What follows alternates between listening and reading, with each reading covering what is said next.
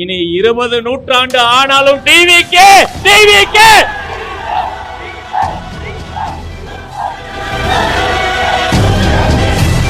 நானே கார்ல வந்தா வேலைக்கு வந்து அண்ணனை ஓவர்டேக் பண்ண முடியாது.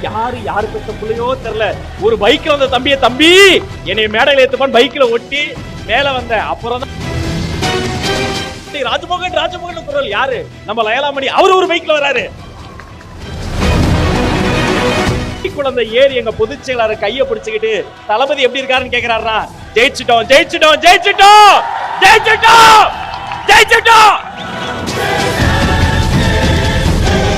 நான் எங்க போனாலும் என்ன தெரியுமா சொல்றாங்க? அண்ணே இடியாப்பம் கேஸ் சிலிண்டர் 500 ரூபாய்க்கு தரேன் நாங்க தந்தாங்களா? இடியாப்பம். அதுக்கப்புறம் தகுதி பார்த்து தான் கொடுப்போம். நாங்க 2026ல இந்த பெண்கள் அவங்க ஓட்ட தகுதி பார்த்து தான் கொடுப்பாங்க. தமிழக வெற்றி கழகத்திற்கு மட்டும் தான் கொடுப்பாங்க. இதுதான் தீர்ப்பு. இன்னும் 5 இடியாப்பமா? வெயிட் பண்ணுங்க. இந்த ஊருக்கு திமுக பிரச்சாரத்துக்கு வருவாங்க. இடியாப்பம் வடை எல்லாமே சுடுவாங்க. அப்பவே நினைச்சேன் இந்த வருஷம் காலையில கேக் குட்டினது பாண்டிச்சேரி முதலமைச்சர், அடுத்த வருஷம் மாலையில் கேக் குட்டியவர் தமிழ்நாடு முதலமைச்சர். திமுக கட்சியை கதற விட்டுக் கொண்டிருக்கின்ற பாசத்திற்குரிய அண்ணன் தமிழக வெற்றி கழகத்தினுடைய கொள்கை பரப்பு செயலாளர் திரு ராஜ்மோகன் அவர்கள் கொள்கை விளக்க பொதுக்கூட்டத்தில் உரை நிகழ்த்துவார்.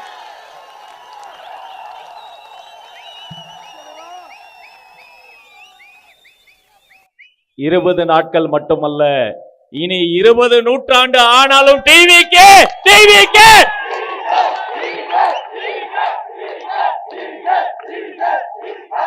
இது வெறும் வார்த்தை அல்ல, இது வெறும் பேர் அல்ல, இது வெறும் கட்சி அல்ல, இது வெறும் ரசிகர் கூட்டம் அல்ல.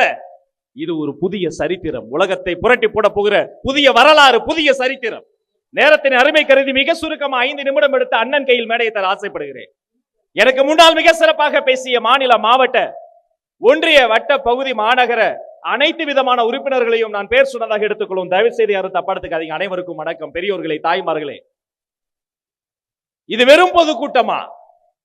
நாங்கள் தங்கி இருந்த இடத்துல இருந்து இந்த மேடைக்கு வர்றதுக்கு 1 நிமிஷத்துல வரலாம், 2 நிமிஷத்துல வரலாம். ராணுவ அணிவகுப்பை நடத்தி காட்டியிருக்கிறார் மாவட்ட செயலாளர், எங்க பொதுச் செயலாளர்கள். சத்தியமா சொல்றேன், இங்க இருக்கவங்களுக்கு தெரியும், எனக்கு கண்ணு கலங்கிருச்சு. அந்த மனுஷனை வண்டியில ஏத்தி முன்னாடியும் பின்னாடியும் ஒருத்தர் வரக்கூடாதுன்னு அவர் உத்தரவு போட்டிருந்தார் பொதுச் செயலாளர். நீங்க காத்த கட்டுப்படுத்தலாம், தமிழக வெற்றி கழகம் என்ற அன்பு ராணுவத்தை நீங்கள் கட்டுப்படுத்தவே முடியாது. ஊரே திரண்டு திரும்பிய திசையெல்லாம் தமிழக வெற்றி கழகத்தினுடைய அந்த கொடி பறக்க, குட்டி குட்டி குழந்தை முதல் வயதான பெரியோர்கள் வரை வெற்றி முழக்கத்தை ஏற்படுத்தி கொண்டு, ஒரு கையில் கொடியை பிடித்துக் கொண்டு இன்னொரு கையில் தளபதி வாழ்க என்று ஓங்கி ஒலித்துக் கொண்டு இந்த மேடைக்கு வருவதற்கு 3/4 மணி நேரம் மேலானது. நானே கார்ல வந்தா வேலைக்கு வந்து அண்ணனை ஓவர்டேக் பண்ண முடியாது. யாரு பெற்ற புள்ளையோ தெரியல. ஒரு பைக்ல வந்த தம்பி என்னை மேடையில ஏத்துப்பான் பைக்ல ஒட்டி மேல வந்த அப்புறம் தான் பார்த்தேன் பின்னாடி ராஜமோகன் குரல் யாரு? நம்ம லயலாமணி அவரு ஒரு பைக்ல வராரு. அது யார் பைக்கில் வேற தெரியல. அப்புறம் எல்லாரும் மேடைக்கு வந்த பிறகு பொதுச் செயலாளர் அவர்களை மேடைக்கு ஏத்தி இங்க அந்த பறை இசைத்து, எத்தனையோ மாவட்டம் போயிருக்கிறோம், ஆனா கட்சியை பத்தி நன்கு புரிந்து பெண்களுக்கு முக்கியத்துவம் தரக்கூடிய கட்சியில பெண் நிர்வாகிகளை முதல்ல மேடையில ஏத்தி அவங்கள உட்கார வச்சு, சத்தியமா சொல்றோம், ₹1 கொடுக்கல. எங்கிருந்து வந்தாங்கன்னு தெரியல. இத்தனை தாய்மார்கள் குட்டி குழந்தை ஏறி எங்க பொதுச் செயலாளர் கையை பிடிச்சுக்கிட்டு தளபதி எப்படி இருக்காருன்னு கேக்குறாரா? ஜெயிச்சிட்டோம்.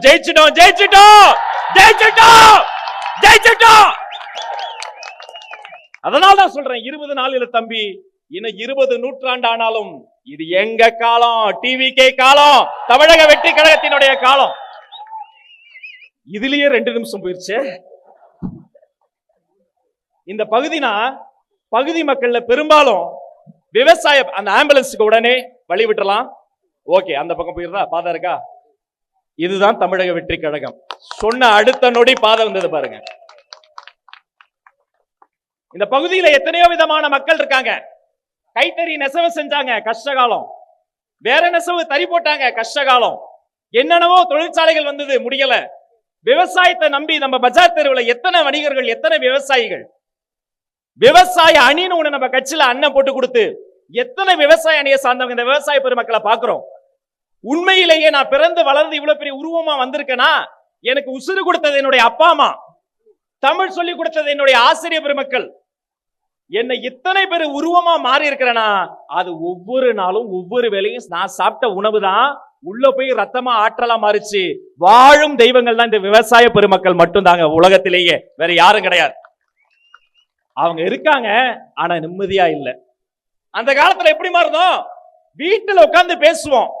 நீங்க சாப்பிட்டு போட்ட ஒரு வெத்தலை கொடி படரும், நல்லா கவனிங்க. வெற்றலை கொடி படர அகத்தி கீரை நட்டோம், வெற்றிலை கொடி படர அகத்தி கீரை நட்டோம். அகத்தி கீரை தின்ன ஆடுகள் வளர்த்து வந்தோம். ஆடு போட்ட புழுக்கையில காடுகளை நீ வளர்த்தோம். காட்டில் புழு தின்ன கோழிகளை வளர்த்தோம். ஆட்டையும் கோழியையும் ஐயனாருக்கு நேர்ந்து விட்டோம். நேர்ந்து விட்ட நாளுக்குத்தான் திருவிழான்னு பேரு வச்சோம். திருவிழா நேரத்துல எல்லோரும் ஒன்னா நின்னோம். சொந்தங்கள் ஒன்னாகி சோறு பொங்கி தின்னோம். பந்தங்கள் பாசத்தோடு பொங்கல் வச்சு தின்னோம். திருவிழா முடிஞ்சு திண்ணையில பேசும்போது அவளுக்கு நானும் எனக்கு அவளும் பெருசுக சேர்ந்து பேசி முடிவெடுத்து அந்த வெற்றிலை கொடியில் ஒரு வெத்தலையை பறிச்சு பாக்கு வச்சு புதுசா ஒரு உருவாக்கணும். இதுதாங்க விவசாய வாழ்க்கை. அந்த விவசாயிகள் இன்னைக்கு கஷ்டத்துல இருக்கிறாங்க. அவங்களுடைய கோரிக்கையில் ஒரு நியாயம் இருக்கு. கண்ணகியினுடைய கோபத்தில் கணவனை இழந்தது நியாயம். திரௌபதியினுடைய சபதத்தில் துணியை இழந்தது ஒரு நியாயம். தர்மனுடைய யுத்தத்தில் தாய் மண்ணை இழந்தது ஒரு நியாயம். உலகமே நல்லா இருக்கணும்னு விவசாயிகள் போர்விடுவதுதான். இந்த போராட்டம் தான் தமிழக வெற்றி கழகத்தினுடைய முதல் வேலை. பரந்தூர்ல ஒருபோதும் விமான நிலையம் வராது, வரவிட மாட்டோம். தமிழ்நாடு முழுக்க பல கோடி ரூபாய் நெல் சாகுபடி, நெல் கொள்முதல் விலையை கேட்டுக்கிட்டு இருக்காங்களே, எங்க பொதுச் செயலாளர் அறிக்கையை விட்டாரு. நீ நெல் கொள்முதல் விலையை தரலனா தமிழக வெற்றி கழகம் தமிழ்நாடு முழுக்க விவசாயிகளுக்காக போராடும். எங்க ஒரு விவசாயி கண்ணீர் வந்தாலும் அந்த விவசாயி கண்ணீரை துடைப்பதற்காக கட்டளையிட்டு இருக்கிறாருங்க தளபதி. ஒரு ஊருக்கு போய் நாம பேசுறத மக்கள் பேசும்போது நமக்கே ஒரு சந்தோஷம், சொல்றது முடிஞ்சிரும். நான் எங்க போனாலும் என்ன தெரியுமா சொல்றாங்க, அண்ணே இடியாப்பம், அண்ணே இடியாப்பம். எல்லா மக்களுக்கும் புரிஞ்சிருக்கு. தாய்மார்கள் வந்திருக்கிறாங்க. என்னமா கேஸ் சிலிண்டர் 500 ரூபாய்க்கு தரேன், நாங்க தந்தாங்களா? இடியாப்பம். இப்ப 1000 ரூபாய் கொடுக்கறாங்க, அது இன்னும் விலையேத்தி தருவோம், எல்லாருக்கும் தருவோம் சொல்லிருப்பாங்களே, சொன்னாங்களா? எலெக்ஷனுக்கு முன்னாடி அப்படிதான் சொன்னாங்க. அதுக்கப்புறம் தகுதி பார்த்து தான் கொடுப்போம், தகுதி பார்த்து தான் கொடுப்போம். நாங்க 2026ல இந்த பெண்கள் அவங்க ஓட்ட தகுதி பார்த்து தான் கொடுப்பாங்க. தமிழக வெற்றி கழகத்திற்கு மட்டும் தான் கொடுப்பாங்க. இதுதான் தீர்ப்பு. நிறைவா ஒரே செய்தி, விவசாயிகள்ல இருந்து, தாய்மார்கள்ல இருந்து, பெண்கள், குழந்தைகள், மாணவர்கள் அனைவரும் கொந்தளித்து போயிருக்கிறாங்க. இப்படி ஒரு அரசாங்கத்தை இதுக்கு முன்னாடி பார்த்ததில்லை. என் தம்பி சொன்னாரு, சாதி தலைவர்கள் அல்ல, சாதித்த தலைவர்களை இவங்களை நாங்க பார்த்துக்கிட்டு இருக்கிறோம். மூளை முடுக்கலாம் இவங்களை கொண்டு போய் சேர்க்கிறோம். அவங்க கிட்ட நீங்க பேசுங்க. மேடையில் பேசுவது மட்டும் கிடையாது. ஒரு ஆட்டோல போகும்போது, ஒரு டீ கடையில, ஒரு பைக்ல போகும்போது, எங்கேயாவது பஸ்ல போகும்போது அவங்களுடைய மனக்குமரலை கேளுங்க. வெறும் பிரச்சனையை பேசுபவர்கள் மற்ற அரசியல் கட்சியினர், அந்த பிரச்சனைக்கான தீர்வையும் சேர்த்து தரக்கூடியவர்கள் தமிழக வெற்றி கழகம். சாதி பிரச்சனையை மட்டுமே தூண்டிவிட்டு கள்ள மௌனம் காப்பாற்றுகிறவர்கள் மற்ற தலைவர்கள், அவர்களை சாதித்த தலைவர்கள் என்று குழந்தைகளுக்கு சொல்லி தருபவர் வெற்றி தலைவர் தளபதி. இஸ்லாமியர்கள், கிறிஸ்தவர்கள், இவர்களை வெறும் வாக்குகளாக பார்க்கக்கூடியவர்கள் மற்ற தலைவர்கள். அவங்க சிறுபான்மை கிடையாதுரா, தமிழ்நாட்டினுடைய தலையெழுத்தை தீர்மானிக்க போகிற பெரும்பான்மையே அவங்கதான் என்று அவர்களை வாழ்க்கையாக பார்க்கக்கூடிய ஒரே தலைவர் வெற்றி தலைவர் தளபதி. 2026க்கு இன்னும் 8 மாசம் இருக்கு. 8 போட்டாதான் லைசன்ஸ் வரும். கரெக்டா? இந்த எலெக்ஷன்ல லைசன்ஸ் நமக்கு வரப்போகுது.